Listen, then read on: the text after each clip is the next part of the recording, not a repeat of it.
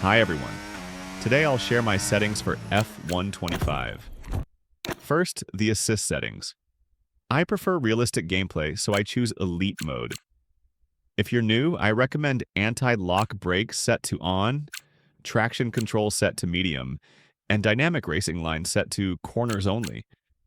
If you're playing with a gamepad, turning DRS assist on will help. For shifting, manual or manual with suggested gear is better than automatic. For the on-screen display settings, especially the OSD customization part, adjust them to your preference. But if you've played F123 or F124, I recommend copying your previous setup.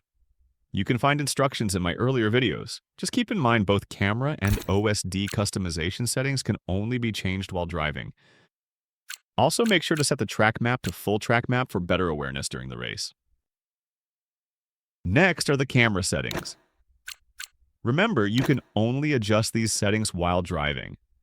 I use the TV pod offset because it feels best for me.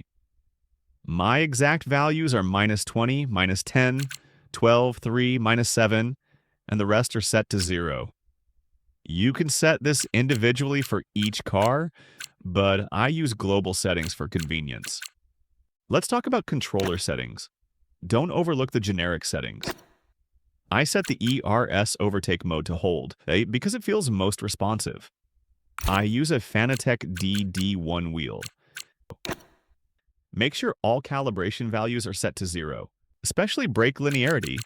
Set that to 0 for intuitive braking feedback. Now, the force feedback settings. I set strength to 48, wheel damper to 1, and everything else to 0. A wheel damper setting of 1 prevents excessive shaking on the straights. The default wheel rotation is 400 degrees, but I prefer 330 degrees for quicker reactions. You can choose your own key bindings, but I highly recommend assigning a button to quickly switch ERS modes during races. Graphics settings. Regarding graphics settings, turn the motion blur off, as it can be distracting.